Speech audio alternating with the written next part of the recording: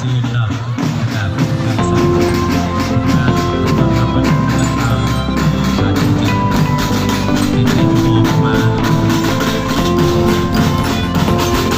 สำหรับคนของเราได้คนฟังมาสู่ความรักที่กระทำมาทางเรา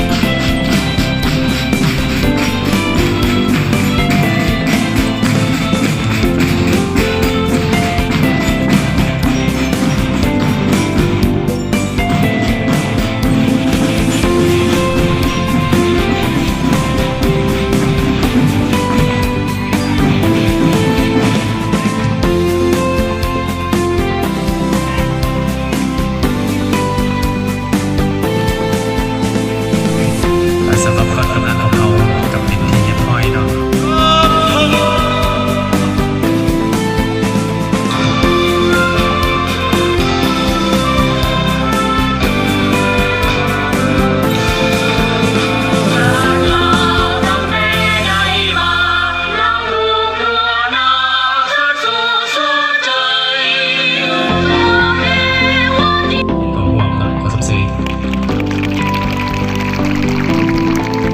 ท่านพันตรีเมตตามองกับบัญชาการปกครองเมืองหันไซฟองก็ได้เกียรติของหัวขอสมเสยท่านสมศรีเทพวงศ์หัวหน้าองค์การศึกษาธิการและกีฬาเมืองหันไซฟองก็ได้เป็นเกียรติของหัวขอสมเสย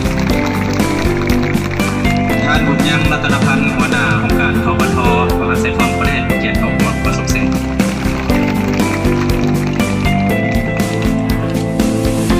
ลักษณะต่อไปขอเรียนเชิญท่านอาจารย์สมศรีเทพวงศ์หัวหน้าองค์การศึกษาธิการและกีฬาเมืองหาดทรายทองขึ้นกล่าวเปิดพิธีอย่างเป็นทางการขอเรียนเชิญ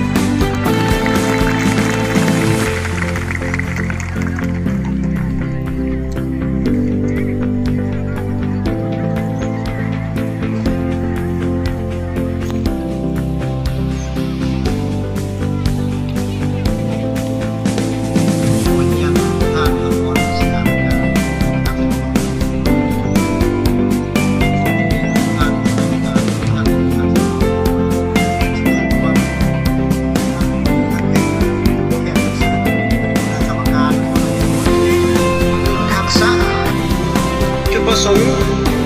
ของงานแม่นเพื่อตอบสนอง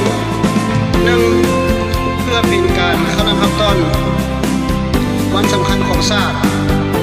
2เพื่อพันขยาย5รับมูล3ข้อแข่งขันของกระทรวงศึกษาธิการกีฬาบางออกให้ครบถ้วนตาม5รับมูลดังนี้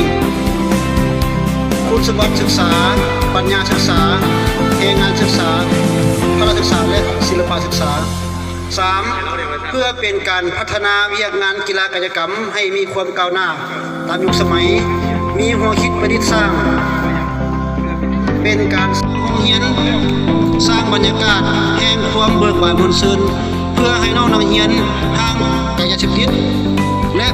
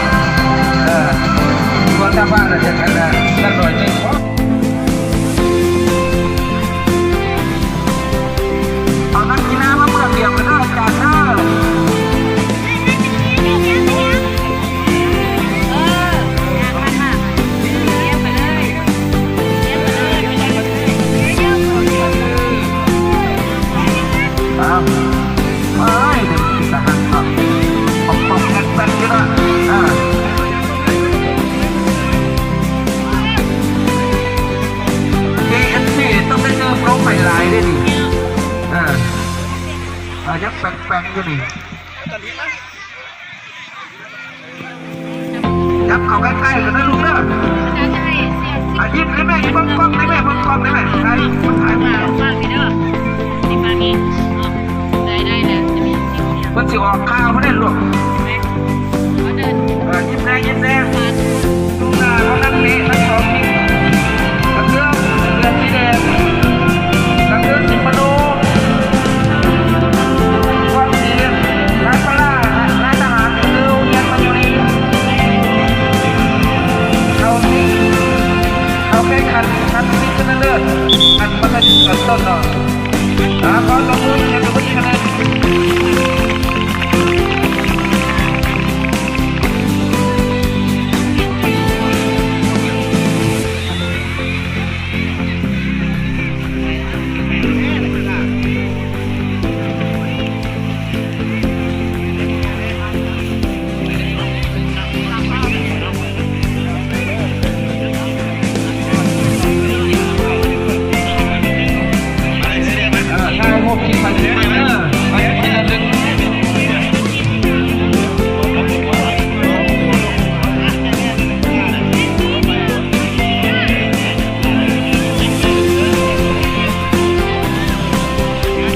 ขอเส้นต่างนาแต่ละเขตขึ้นมาเลยบุเป็นยังต่างนาแต่ละเขตหนึ่งฮอดเขตที่7ครับซึ่งรวมกันแล้วจะมี9นอก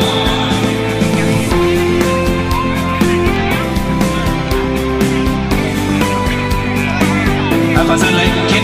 1เอาเขต1ขึ้นมาเราเรียนไปยิงเขต1อยู่ใส่ต่างนาเขต1ขึ้นมาเลยเขต2เขต3แต่ยืนอยู่ทั้งหลังนี่ก่อนลูกยืนเลี้ยงกันอยู่ทั้งหลังก่อนนะน้องเขต3